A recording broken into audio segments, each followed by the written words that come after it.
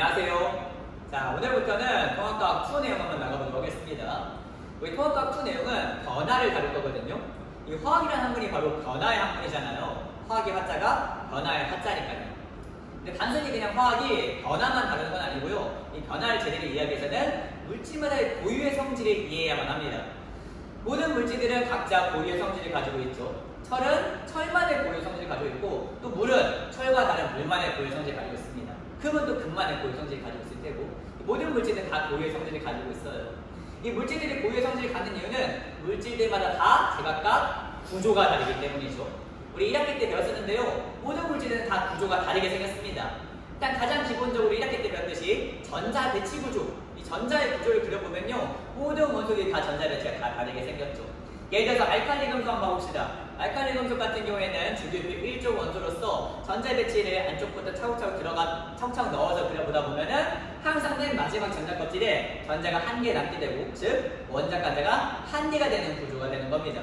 근데 기본적으로 원소들은 옵틱 규칙을 달성하고 싶기 때문에 이 원자 간자 한 개, 이걸 없애고 싶어 한단 말이야. 그렇기 때문에 전자 하나 버리려고 하고 알칼리 금속만의 특유의 성질을 갖게 되는 거였죠.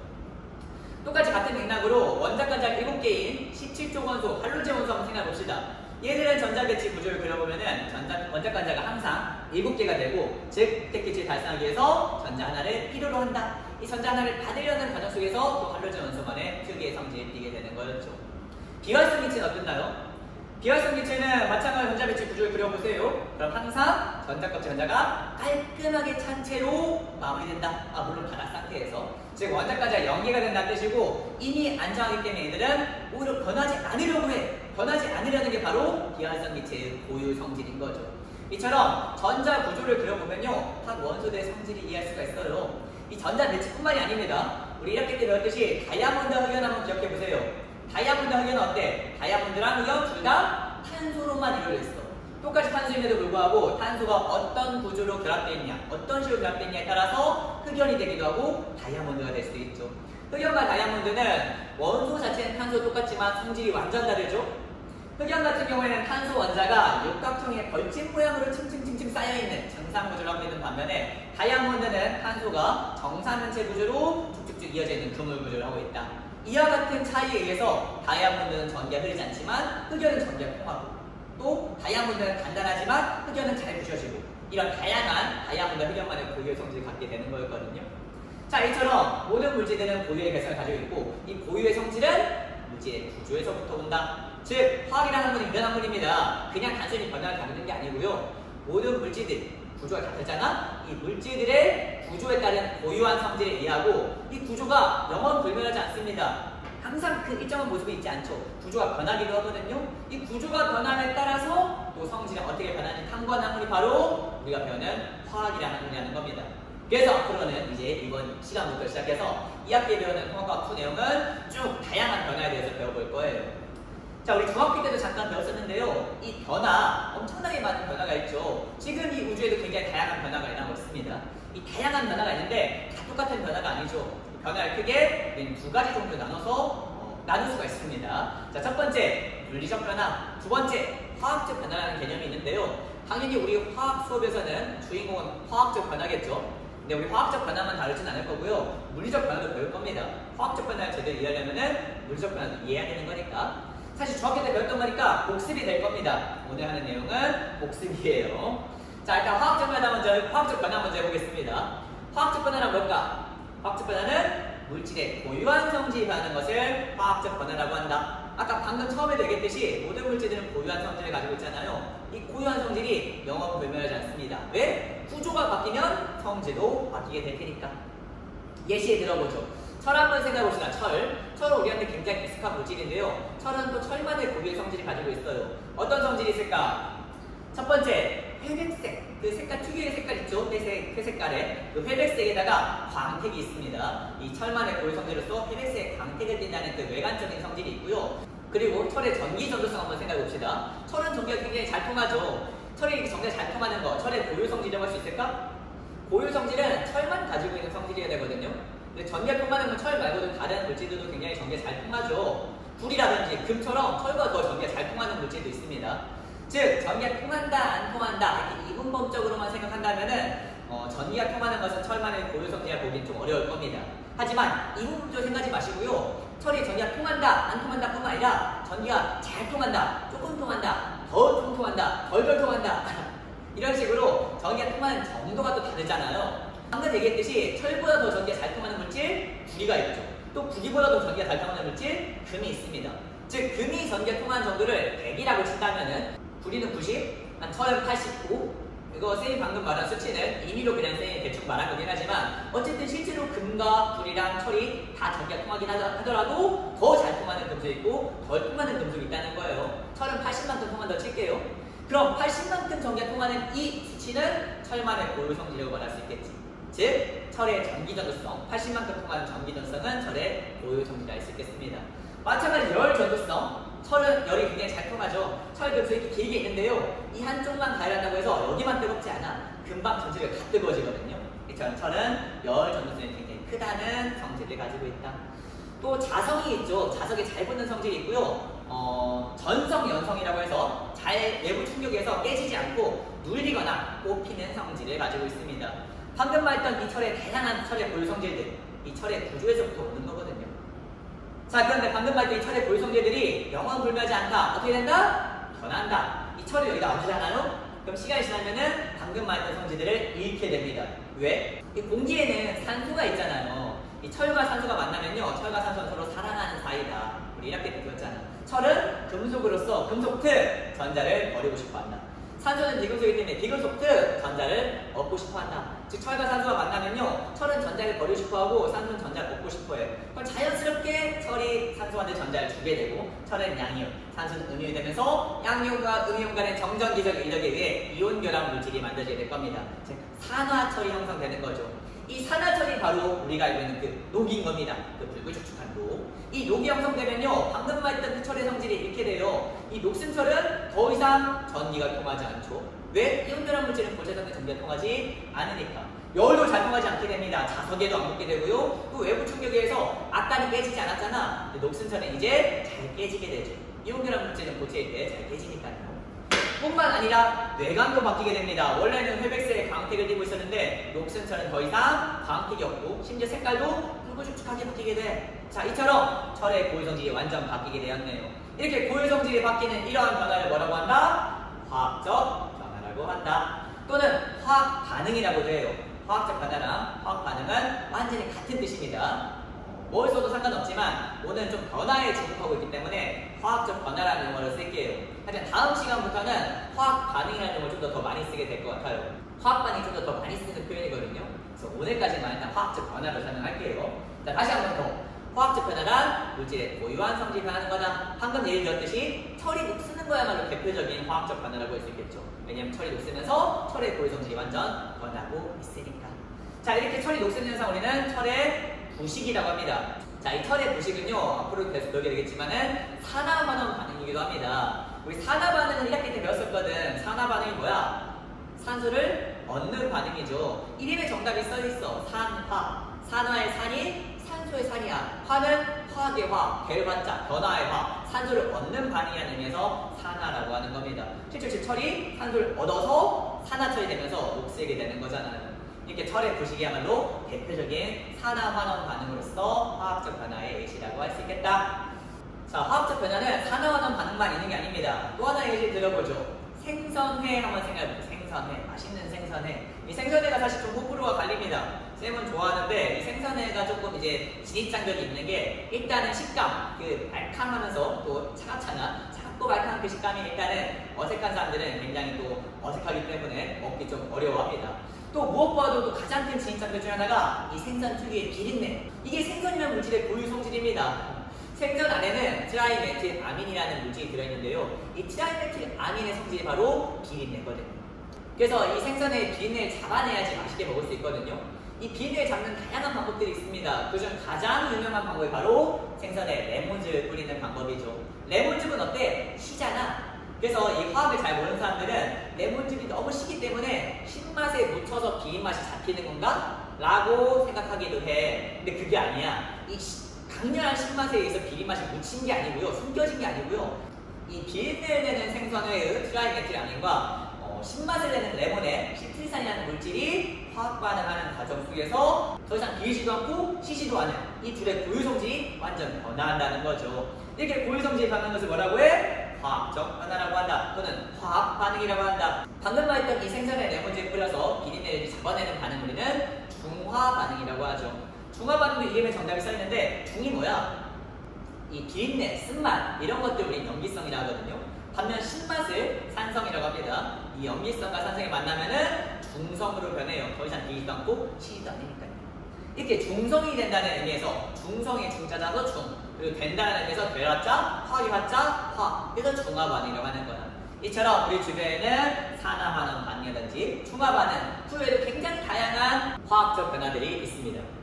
그래서 이렇게 다양한 화학적 변화 중에서도 우리 중간고사 범위가 바로 산화환원 반응이 될 거고요. 기말고사 범위는 산염기 중화 반응이 될 거예요. 자, 이렇게 지금 이제 화학적 변화 배워봤는데요. 화학적 변화 말고 또 물리적 변화가 있었잖아. 자, 그럼 물리적 변화는 뭘까? 화학적 변화가 아닌 거잖아요. 지금 화학적 변화는 물질의 고유한 성질이 변하는 변화를 화학적 변화라고 했어. 그럼 자연스럽게 화학적 변화가 아닌 것은 변하긴 변하되 그 물질의 고유한 성질이 변하지 않을 때의 변화를 물리적 변화라고 한다. 자, 마찬가지로 또 한번 예시 들어보겠습니다. 철로 예시 들어볼게요. 자, 이렇게 길다는 철이 있다 쳐볼게. 철로 되어 있는 공이 있어. 철은 어떤 고유 성질을 가지고 있다? 전기가 잘 통하고, 열도 잘 통하고, 회백색 강택, 자석도 붙고 잘 부셔지지 않는다 라는 고유 성질을 가지고 있는데요. 이 철에다 힘을 줘보겠습니다. 힘을 이렇게 가해줘볼게. 그럼 어떻게 돼? 휘겠지. 모양이 변한단 말이야. 자, 이 철을 손을 떼면 어떻게 돼? 이 영호하고 다시 올라가지 않아. 휜 채로 모양이 변하게 될 겁니다. 지금 변했네. 모양이 변했죠. 원래 이렇게 길다란 모양이었는데 이렇게 시온 모양으로 지금 휘었단 말이야. 자, 모양이 변했습니다. 변했는데 이 변화 과연 화학적 변화라고 할 수 있을까? 화학적 변화는 그 물질의 고유한 성질이 변해야 됩니다. 근데 방금 이 모양이 휘는 이러한 변화는요, 그 물질의 고유한 성질이 변하지 않아요. 봅시다. 휘었어. 휘는 과정에서 색깔 변하니? 회백색이 막 주황색으로 바뀌어? 아니야, 여전히 회백색이야. 광택 사라져? 광택 여전히 있어. 전기가 안 통할까? 휘어도 여전히 전기 통하죠. 똑같이 통해요. 열도 똑같이 통할 테고, 또 휜다고 해서 잘 깨지는 거 아니죠? 휘어도 여전히 깨지지 않습니다. 휜 채로 그냥 모양이 변형될 뿐이야. 자, 이처럼 철이 휘는 과정 속에서 철이 가지고 있는 고유한 성질은 변하지 않았다. 자, 이처럼 고유한 성질이 변하지 않는 이러한 변화를 우리는 물리적 변화라고 한다. 즉, 모양이라는 것은 그 물질의 고유 성질이랑 상관이 없다는 겁니다. 모양은 그 물질의 고유 성질이 아니에요. 자, 더 쉬운 예시 한번 들어볼게요. 사과 한번 생각해 봅시다. 동그란 사과, 빨간 사과. 사과를 우리 보통 깎아서 먹잖아요. 잘라서 먹지. 근데 그냥 통째로도 먹을 수 있습니다. 아주 잘 먹을 수 있을 거 아니야. 자, 사과를 자르지 않고 동그란 사과를 그냥 한 입 씹어 먹겠습니다. 무슨 맛이 나? 당연히 사과 맛이 날 겁니다. 사과를 통째로 먹는다 해서 뭐 오렌지 맛이 나고 수박 맛이 나고 그렇지 않잖아요. 사과를 통째로 먹으면 사과 맛이 나요. 자, 이 사과를 잘라 먹어보겠습니다. 잘라서 토끼 모양을 만들겠습니다. 이렇게 반으로 만들어가지고 껍질 이렇게 귀 모양을 만들어서 토끼로 만들었어. 자, 이 토끼 모양의 사과를 먹는다. 무슨 맛이 나? 토끼 맛이 나나? 토끼 모양이라 해서 토끼 맛이 나지 않아요. 여전히 사과 맛이 난다. 즉, 모양은 그 물질의 고유 성질과 상관이 없다는 거죠. 사과가 사과 맛이 나는 게 바로 사과의 고유 성질이거든요. 근데 사과는 동그란 모양이든 토끼 모양이든 어떤 모양이든 상관없이 사과 고유의 성질을 잃지 않는다. 왜냐? 모양은 그 물질의 고유 성질이 아니기 때문에. 사과뿐만이 아닙니다. 자, 나무를 잘라가지고요, 공예를 하면은 토끼 모양으로 만들 수 있을 거야. 토끼 모양 장난감. 나무로 만든 토끼 모양 장난감 만들었어. 철로도 토끼 만들 수 있겠죠. 철 부드려가지고 토끼 모양을 만들었어. 자, 철로 만든 토끼, 나무로 만든 토끼, 사과로 만든 토끼, 진짜 토끼. 이 네 가지 모양의 토끼. 모양은 지금 다 토끼 모양이지만 이 네 가지 토끼는 전부 다 고유 성질이 다르죠. 철 토끼, 나무 토끼, 사과 토끼, 시체 토끼 다 성질이 다를 거 아니야. 이처럼 모양은 그 물질의 고유 성질이랑 하등 상관이 없다. 즉, 모양이 변하는 것은 화학적 변화가 아니라 물리적 변화다. 자, 모양뿐만 아니라 크기 한번 생각해봅시다. 크기. 이따만한 철이랑 요만한 철이 있어. 지금 크기가 다르죠? 근데 크기가 다른데도 불구하고 이 두 철은 고유 성질이 어때? 같아. 둘 다 회백색 광택에 전기 통하고 열 통하고 또 안 부셔지고 자석이 잘 붙고 등등 철만의 고유 성질은 변하지가 않았죠. 크기도 마찬가지로 그 물질의 고유 성질이 아니라는 겁니다. 질량도 같은 맥락으로 고유 성질이 아니에요. 지금 무겁게 많이 있어가지고 무거운 철이랑 조금 있어서 가벼운 철 두 비교하면은 질량은 다르지만 두 물질의 고유 성질은 똑같죠. 자, 이처럼 크기, 모양, 질량 이런 것들은 그 물질의 고유 성질이 아니다. 이런 것들이 말하는 것은 물리적 변화다라고 할 수 있겠네. 조금 어려운 문제입니다. 자, 이번에는 얼음 한번 생각해 보겠습니다. 쌤 손에 지금 얼음 하나 올렸다 쳐볼게. 얼음 어때? 지금 네모네모한 얼음이 있어.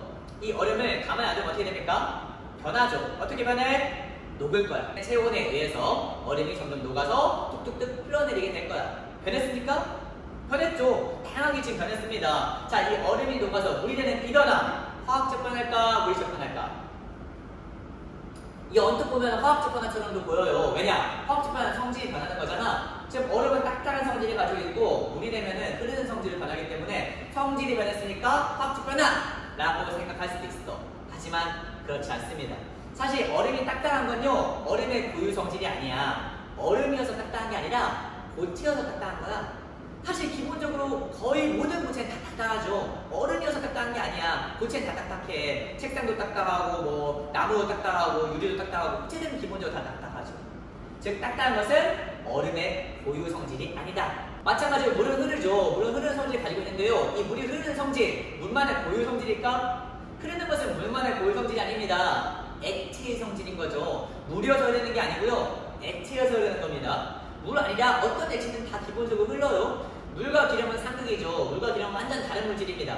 그럼에도 불구하고 기름도 여전히 흐른단 말이야. 왜? 기름도 액체니까. 즉 물이어서 흐르고 기름이어서 흐르는 게 아니라 액체여서 흐른다는 거죠. 그래서 흐르는 것은 물만의 고유 성질이 아니다.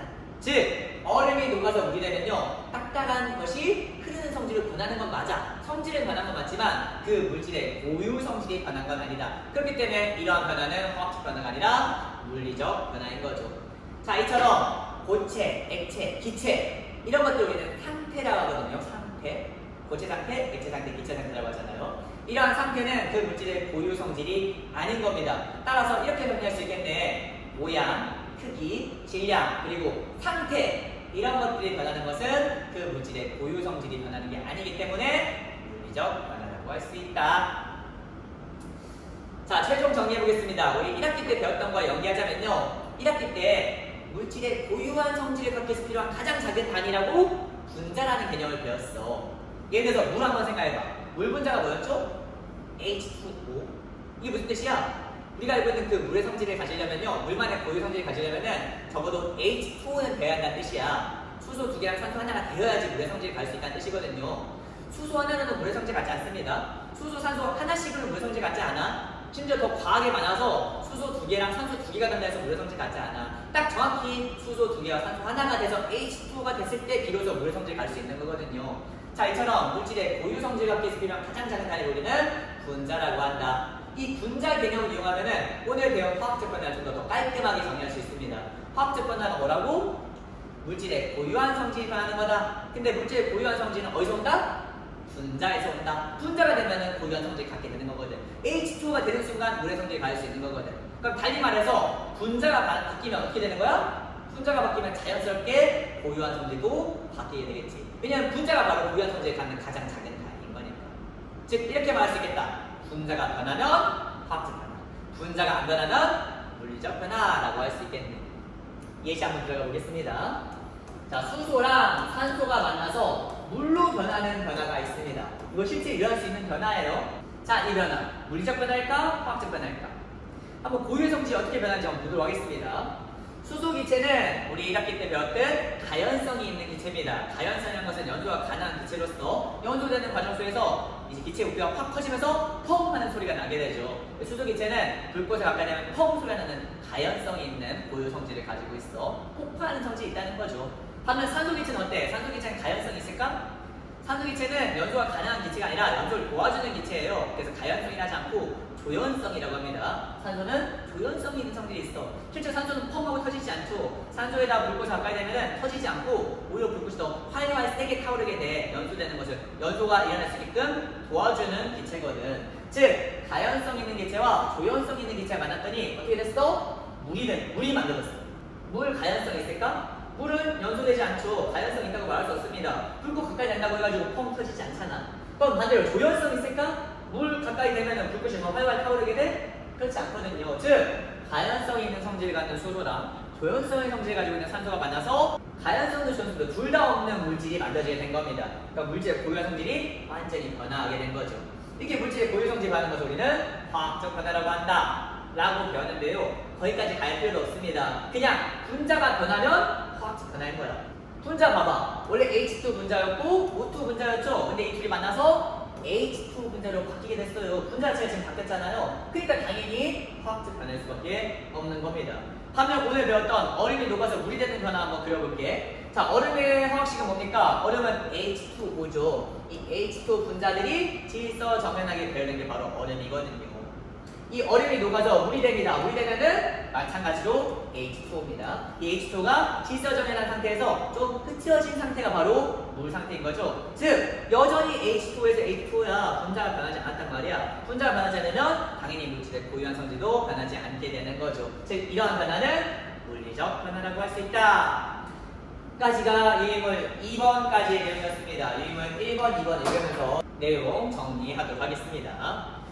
자, 유인물 1번, 화학이란 물질의 구조에 따른 고유한 성질과 그 변화를 다룬 학문이다. 이때 물질의 고유한 성질이라는 것을 우리는 화학적 변화 또는 화학 반응이라고 한다. 예시, 산화환원 반응, 그리고 산염기 중화 반응이 있었죠. 중간고사는 산화환원 반응, 기말고사는 산염기 중화 반응 배울 거예요. 유인물 2번, 물리적 변화. 첫 번째 줄, 물질의 모양, 크기, 질량, 상태. 특히 상태에 주목하셔야 됩니다. 모양, 크기, 질량은 너무 쉬운데 상태는 좀 헷갈려 하거든요. 상태가 뭐야? 고체, 체기, 재를 의미하는 겁니다. 이 상태는 물질의 고유한 성질이 아니기 때문에 이들이 변하는 것은 화학적 변화라고 하지 않는다. 모양, 크기, 질량, 상태가 변하는 것은 물리적 변화다. 그래서 물리적 변화의 예시, 철을 구부림, 모양이 변하죠. 사과를 잘라 두 조각 나눔, 모양도 변하고 크기도 변하고 질량도 변합니다. 하지만 모양, 크기, 질량은 그 물질의 고유 성질이 아니기 때문에 고유한 성질이 변하지 않았죠. 그래서 이 변화는 물리적 변화인 겁니다. 얼음이 녹아서 물이 되었다. 고체 상태에서 액체 상태로 변했을 뿐 상태는 물질의 고유 성질이 아니죠. 그렇기 때문에 이것도 마찬가지로 물리적 변화인 겁니다. 한편 생선에 레몬즙을 뿌려서 비린맛이 사라졌다. 비린맛은 물질의 고유 성질이기 때문에 비린맛이 사라진다는 것은 물질의 고유 성질이 변한 거고 따라서 화학적 변화라고 할 수 있겠네요. 한편 철이 부식해서 녹이 슬었다. 철의 고유 성질이 완전 바뀌게 되었잖아요. 그렇기 때문에 화학적 변화라고 할 수 있겠습니다.